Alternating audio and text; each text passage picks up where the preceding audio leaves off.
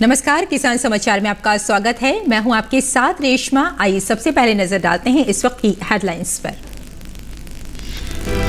देश भर में धूमधाम से मकर संक्रांति, पोंगल, भोगली बिहू, उत्तरायण और पोष का मनाया जा रहा है पर्व। प्रधानमंत्री ने उत्तरायण की बधाई देते हुए ट्वीट किया, प्रकृति के पूजन से जुड़ा ये उत्सव हर किसी के जीवन में आरोग्य और आनंद लेकर आए।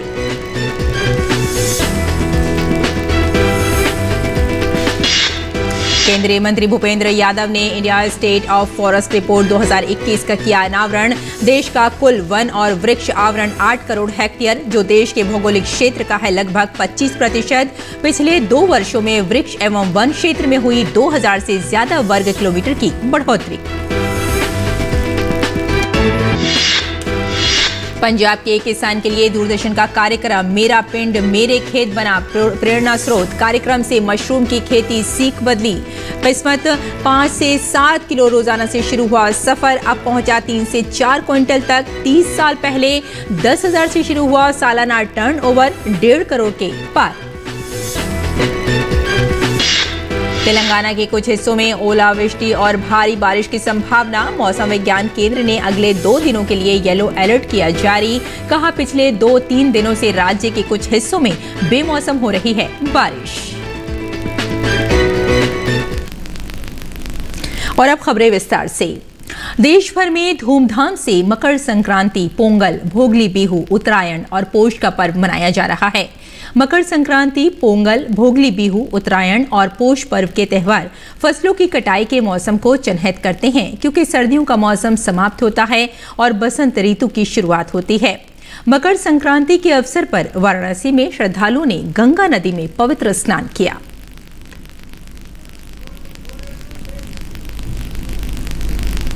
प्रयागराज में भी मकर संक्रांति के अवसर पर श्रद्धालुओं ने स्नान किया। इसके साथ ही प्रयागराज में संगम तट पर माघ मेला भी शुरू हो गया है। इस बीच प्रयागराज जोन के एडीजी ने सभी श्रद्धालुओं से अनुरोध किया कि कोविड टेस्ट कराकर आएं। कोविड दिशा निर्देशों का अनुपालन सुनिश्चित किया जाएगा। मेडिकल टीमें भी लगाई गई हैं। पुलिसकर्मियों की तैनाती बढ़ाई गई है। वहीं पश्चिम बंगाल में भी मकर संक्रांति के अवसर पर श्रद्धालुओं ने गंगा सागर मेले में पहुंचकर पवित्र स्नान किया।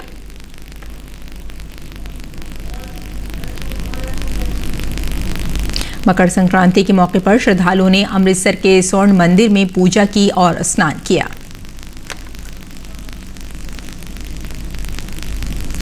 तमिलनाडु में पोंगल का त्योहार परंपरागत हर्षोल्लास के साथ मनाया जा रहा है। इस दिन से थाई महीने की शुरुआत होती है। 3 दिन तक चलने वाले इस त्योहार के पहले दिन लोग सवेरे सूर्य को अपनी फसलें भेंट करते हैं। वहीं पोंगल के दिन लोग गन्ने से बने पंडाल के नीचे घरों के बाहर पारंपरिक मिट्टी के चूल्हे पर रंग बिरंगे बर्तनों में दूध, चावल, मूंग दाल, गुड़ और घी मिलाकर भोजन पकाते हैं। घरों के बाहर रंग बिरंगी रंगोली बनाई जाती है। आम की पत्तियों से तोरण त्योहार किया जाता है।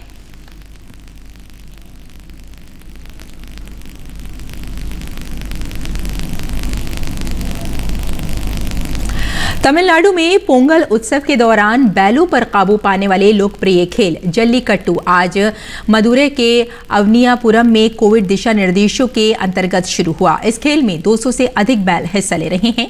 वहीं कोरोना के चलते राज्य सरकार ने निर्देश दिए हैं कि किसी भी कार्यक्रम में खिलाड़ियों की संख्या 150 से अधिक नहीं होनी चाहिए। साथ ही दर्शकों की संख्या को भी सीमित करते हुए सभी को 50% से अधिक नहीं होने देने का आदेश दिया है।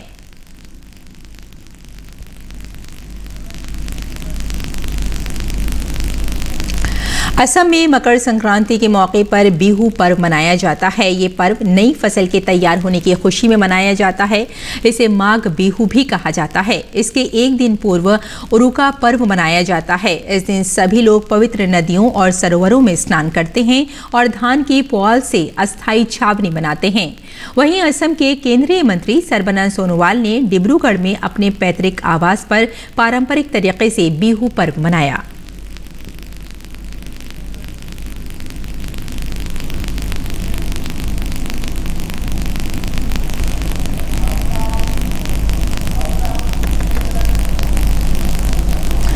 और केंद्रीय मंत्री भूपेंद्र यादव ने गुरुवार को दिल्ली में India state of forest report 2021 का अनावरण किया। रिपोर्ट में वन क्षेत्र, वृक्ष आवरण, मैंग्रोव कवर, बढ़ते स्टॉक, भारत के जंगलों में कार्बन स्टॉक, वन अग्नि निगरानी, टाइगर रिजर्व क्षेत्रों, वन क्षेत्र और भारतीय वनों में जलवायु परिवर्तन के आकर्षण के केंद्र के बारे में जानकारी दी गई। रिपोर्ट के अनुसार देश का कुल वन और वृक्ष आवरण 8.09 करोड़ हेक्टेयर है, जो देश के भौगोलिक क्षेत्र का 24.62% है। केंद्रीय मंत्री भूपेंद्र यादव ने गुरुवार को राष्ट्रीय राजधानी में India state of forest report 2021 जारी किया। रिपोर्ट के मुताबिक भारत में पिछले 2 वर्षों में वृक्ष एवं वन क्षेत्र में 2261 वर्ग किलोमीटर की बढ़ोतरी हुई, जिसमें सबसे अधिक 647 वर्ग किलोमीटर वन क्षेत्र की बढ़ोतरी आंध्र प्रदेश में हुई है। देश में वन एवं पेड़ क्षेत्र में हुई कुल वृद्धि में 1540 वर्ग किलोमीटर वन क्षेत्र और 721 वर्ग किलोमीटर वृक्षों के क्षेत्र में बढ़ोतरी शामिल है। भारत में कुल वन एवं वृक्ष क्षेत्र 8 करोड़ 9 लाख हेक्टेयर हो गया है, जो भारत के भौगोलिक क्षेत्र का 24.62% है।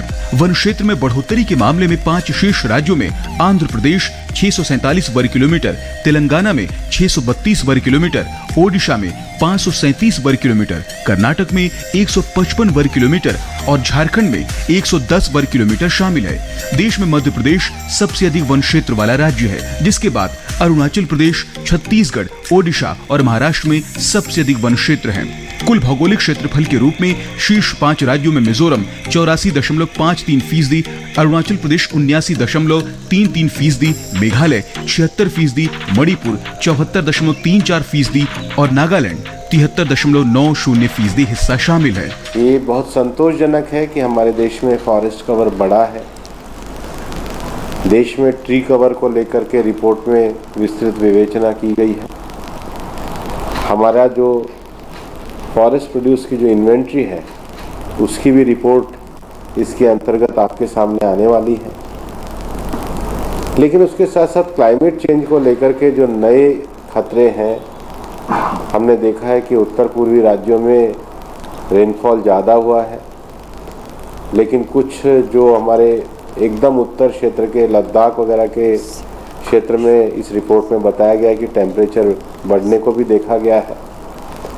पिछले कुछ समय में हमने अपने समुद्र तटीय जो इलाके हैं, उसमें भी भारी संख्या में तूफान को देखा है।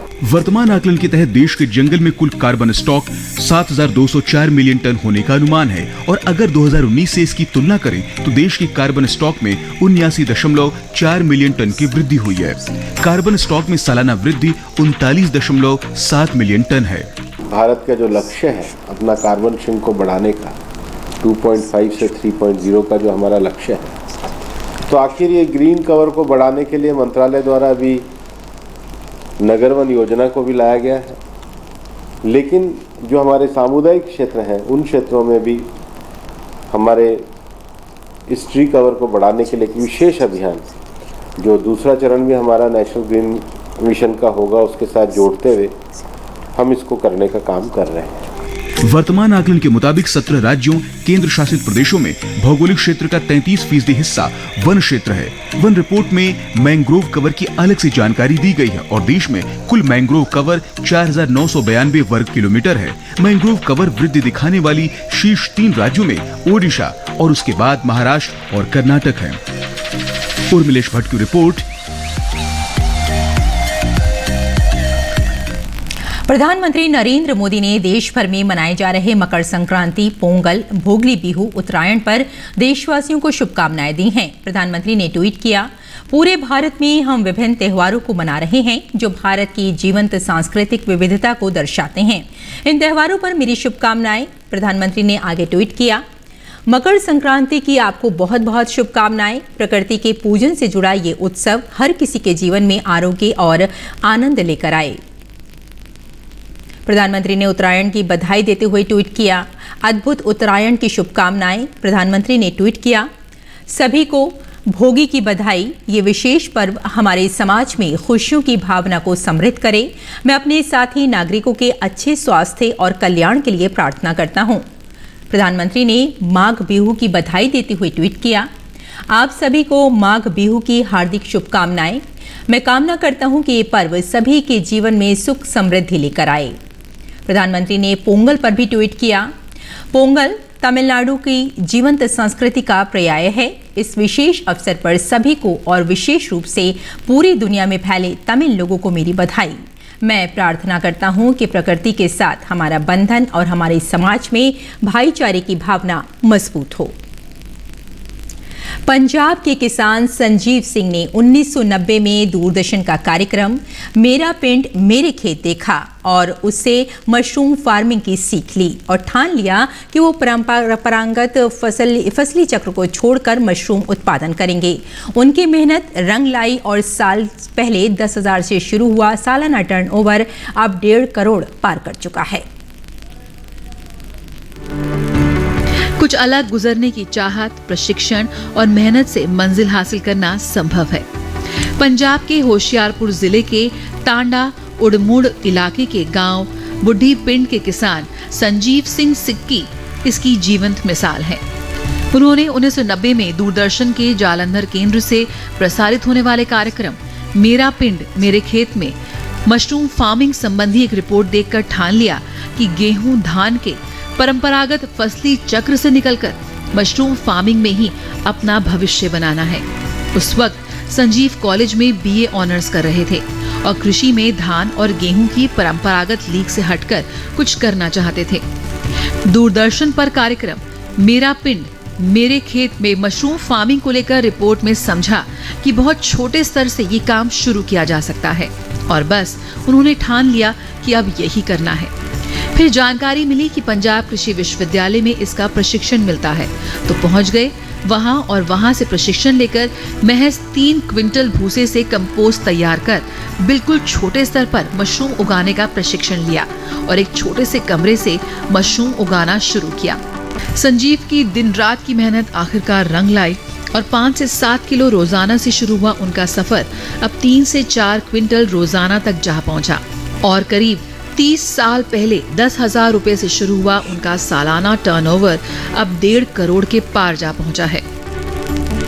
मशरूम कल्टीवेशन का ये बहुत बड़ा लाभ है कि हम जो एग्रीकल्चर का वेस्ट होता है उसको प्रयोग करते हैं। जो एग्रीकल्चर का वेस्ट होता है जब उसको प्रयोग नहीं करते तो हम प्रदूषण में आग लगा के जलाना पड़ता है, उससे प्रदूषण फैलता है तो जमीन की सेहत भी खराब हो जाती है। इसलिए वो हम इसको इकट्ठा करते हैं जिसको तूड़ी बोलते हैं या बीट स्ट्रा बोलते हैं। उसको बीट स्ट्रा को इकट्ठा करके हम उससे मशरूम निकालते हैं। जो मशरूम का वेस्ट होता है वो दोबारा फिर खेतों में प्रयोग किया जा सकता है जिससे हमारी खाद की जो समस्या है वो हल हो जाती है और ये बहुत बढ़िया ऑर्गेनिक खाद है तो इससे एग्रीकल्चर काफी अच्छी डेवलप होती है।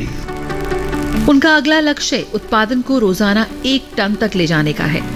संजीव ने मशरूम फार्मिंग में कई तजुर्बे किए जिनमें से कुछ काफी कामयाब रहे और पीएयू व सोलन मशरूम अनुसंधान केंद्र के वैज्ञानिक भी उनके तजुर्बे को लेकर उनसे चर्चा करते रहते हैं, जिसमें सीधे 1 किलो बीज की बोतलें तैयार करना सबसे महत्वपूर्ण है, जबकि पीएयू व सोलन मशरूम अनुसंधान केंद्र सहित सभी जगह 500 ग्राम की बोतल ही तैयार की जाती रही है।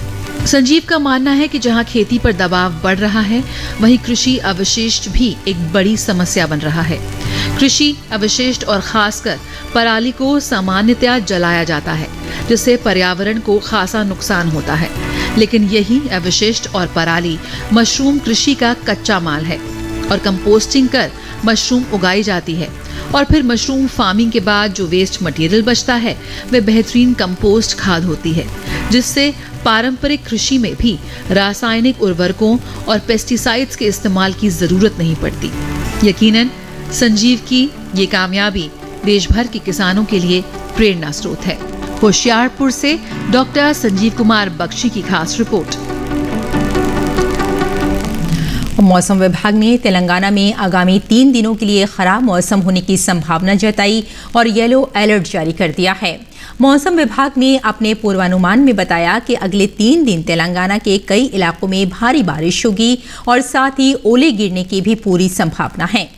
हैदराबाद के मौसम विभाग केंद्र में वैज्ञानिक धर्म राजू ने बताया कि पिछले 2-3 दिनों में राज्य के कुछ हिस्सों में बेमौसम बारिश हो रही है और इसका कारण उत्तर आंतरिक कर्नाटक से उत्तरी उड़ीसा की ओर जा रही एक ट्रफ जिम्मेदार है। दक्षिण आंतरिक कर्नाटक से दक्षिण छत्तीसगढ़ तक एक ट्रफ रेखा अब उत्तरी आंतरिक कर्नाटक से उत्तरी आंतरिक उड़ीसा तक समुद्र तल से 0.9 किलोमीटर ऊपर चली गई है। उन्होंने बताया कि यहां का अधिकतम तापमान 27 डिग्री सेल्सियस और न्यूनतम 20 डिग्री सेल्सियस होने की संभावना है। आईएमडी के अनुसार प्रदेश के कई इलाकों में शुक्रवार और शनिवार को गरज के साथ बूंदाबांदी के आसार हैं। मुलुगु, भद्राद्री, कोठागुडेम, खम्मम, नलगोंडा, सूर्यपेट, महबूबाबाद, वारंगल, जनगांव, यदाद्री, भुवनगिरी, नागर कुरनूल जिलों में अलग अलग स्थानों पर ओलावृष्टि और भारी बारिश होने की संभावना है। कुछ जिलों में छिटपुट स्थानों पर बिजली गिरने के साथ गरज के साथ बूंदाबांदी होने की भी संभावना है।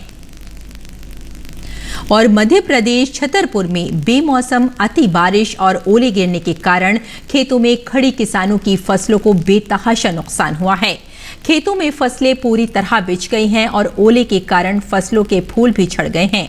पीड़ित किसान खराब फसलें लेकर जनसुनवाई में पहुंचे और कलेक्टर को खराब फसलें दिखाकर निष्पक्ष सर्वे कराकर मुआवजा दिलाने की मांग की है।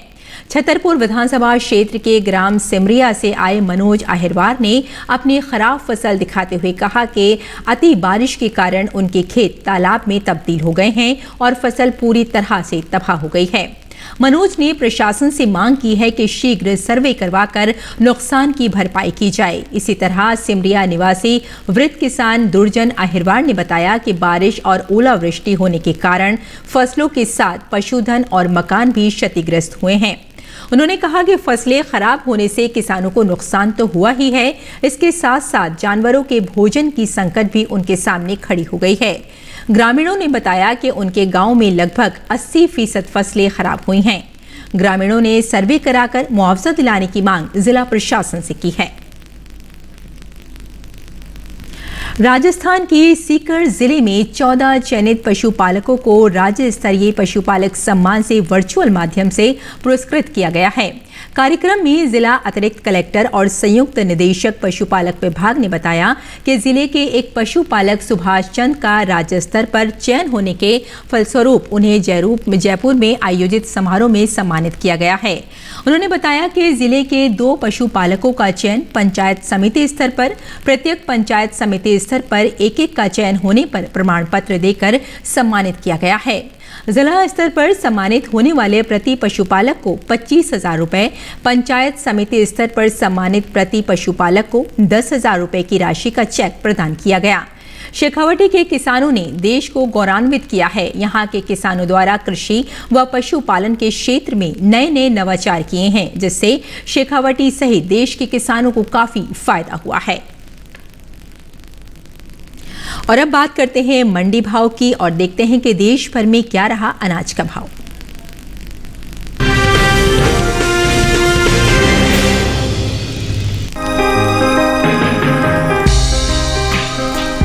देश से होने वाले मक्का के निर्यात में खासा इजाफा देखने को मिला है। वित्त वर्ष 2020-21 के दौरान निर्यात में 7 गुना से ज्यादा बढ़ोतरी हुई है।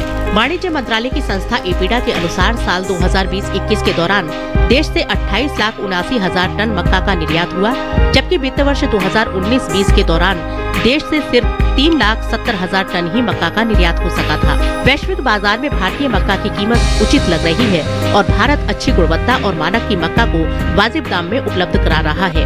यही वजह है कि भारत की मक्का की मांग वैश्विक बाजार में बढ़ी है। वहीं साल 2021-22 के लिए मक्का का पहले अग्रिम अनुमान को जारी किया गया है। कृषि मंत्रालय की ओर से जारी पहले अग्रिम अनुमान के अनुसार साल 2021-22 के दौरान देश में मक्का की पैदावार 21.24 मिलियन टन होने का अनुमान है।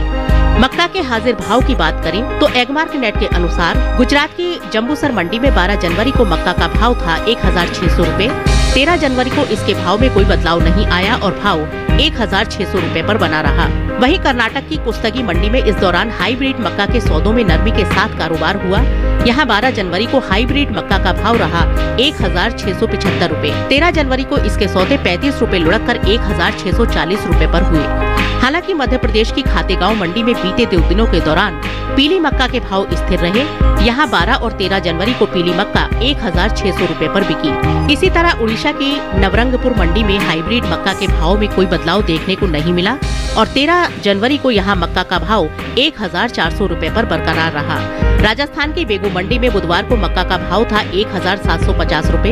गुरुवार को इसके सौदों में कोई फेरबदल नहीं आया और भाव 1,750 रुपए पर बना रहा। आपको बता दें कि बीते कुछ समय से पीछे चल रही मक्का की बुवाई में अब कुछ बढ़त देखने को मिली है। चालू रबी सीजन में मक्का की बुवाई बीते साल के मुकाबले 1,33,000 हेक्टेयर आगे चल रही है। कृषि मंत्रालय की ओर से साल 2021-22 के लिए 7 जनवरी को जारी ताजा आंकड़ों के अनुसार रबी मक्का की कुल बुवाई 15,94,000 हेक्टेयर में हो चुकी है, जबकि साल 2020-21 के दौरान बुवाई का रकबा 14,61,000 हेक्टेयर ही रहा था।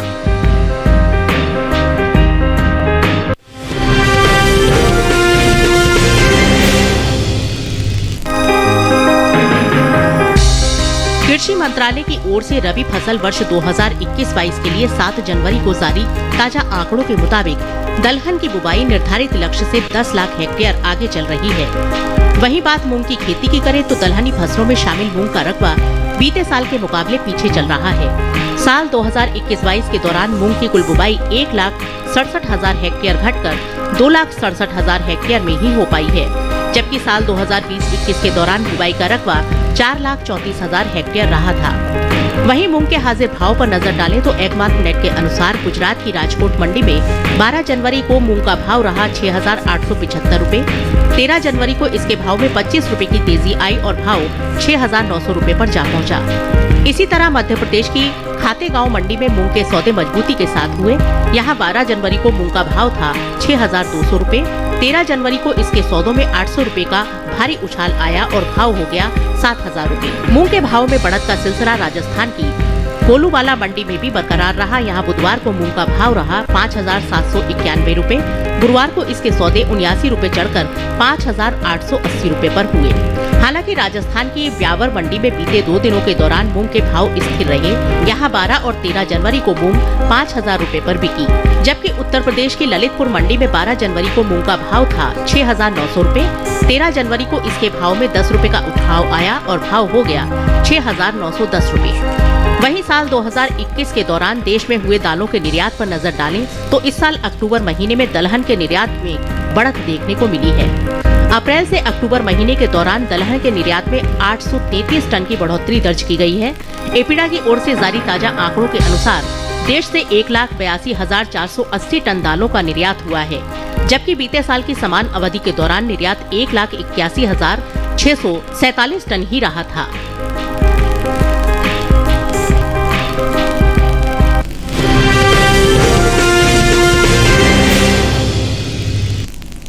और खेती किसानी के साथ साथ आइए नजर डालते हैं कुछ और खबरों पर, यानी सेगमेंट खास खबर।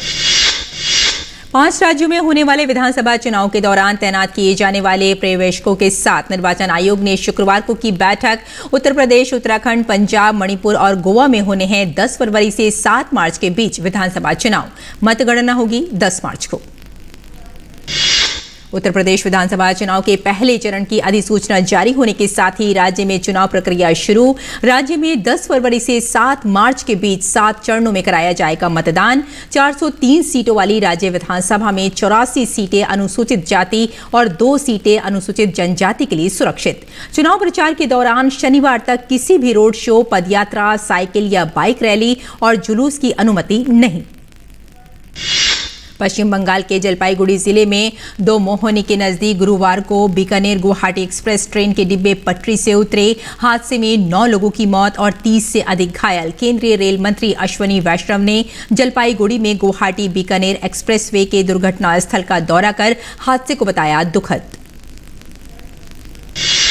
बीकानेर गुवाहाटी एक्सप्रेस हादसे में रेल मंत्री ने किया मुआवजे का ऐलान। मृतकों के परिजनों को 5-5 लाख रुपए और गंभीर रूप से घायलों को 1-1 लाख रुपए दिए जाने की घोषणा। साथ ही साधारण रूप से घायलों को 25,000 रुपए की अनुग्रह राशि देने का ऐलान। भारत में कोविड विरोधी टीकाकरण 155 करोड़ 42 लाख के पार। गुरुवार को दी गई टीकों की 63,92,000 खुराकें। बुजुर्गों, फ्रंटलाइन वर्कर्स और स्वास्थ्य कर्मियों को अब तक टीकों की 33,12,000 दी गई एहतियाती खुराकें। भारत में फिलहाल कोविड के सक्रिय मामलों की संख्या 13,000 के करीब। देश में कोविड संक्रमण से ठीक होने की दर फिलहाल 95.20%। पिछले 24 घंटों में 1 लाख से अधिक मरीज कोविड संक्रमण को मात देने में रहे सफल। देश भर में कोविड-19 के ओमिक्रॉन वेरिएंट से संक्रमित लोगों की संख्या बढ़कर हुई 5,753। देश भर में 15 से 18 साल के बच्चों के लिए टीकाकरण अभियान तेजी से जारी। वैक्सीन को लेकर किशोरों में काफी उत्साह। 15 से 18 आयु वर्ग के किशोर स्वयं भी ले रहे हैं वैक्सीन और दूसरों से भी टीके लगवाने और सुरक्षित रहने की कर रहे हैं अपील।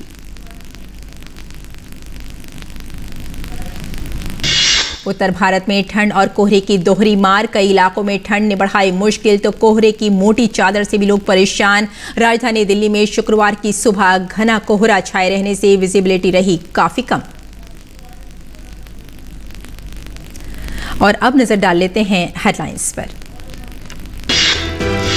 देश भर में धूमधाम से मकर संक्रांति, पोंगल, भोगली, बिहू, उत्तरायण और पोष का मनाया जा रहा है पर्व। प्रधानमंत्री ने उत्तरायण की बधाई देते हुए ट्वीट किया, प्रकृति के पूजन से जुड़ा ये उत्सव हर किसी के जीवन में आरोग्य और आनंद लेकर आए।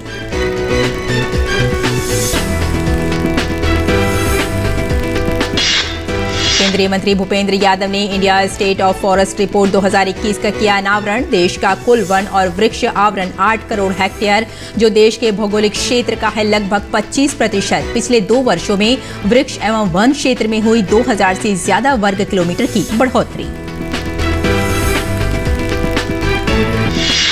पंजाब के किसान के लिए दूरदर्शन का कार्यक्रम मेरा पिंड मेरे खेत बना प्रेरणा स्रोत। कार्यक्रम में मशरूम की खेती सीख बदली किस्मत। 5 से 7 किलो रोजाना से शुरू हुआ सफर अब पहुंचा 3 से 4 क्विंटल तक। 30 साल पहले 10,000 से शुरू हुआ सालाना टर्नओवर 1.5 करोड़ के पार।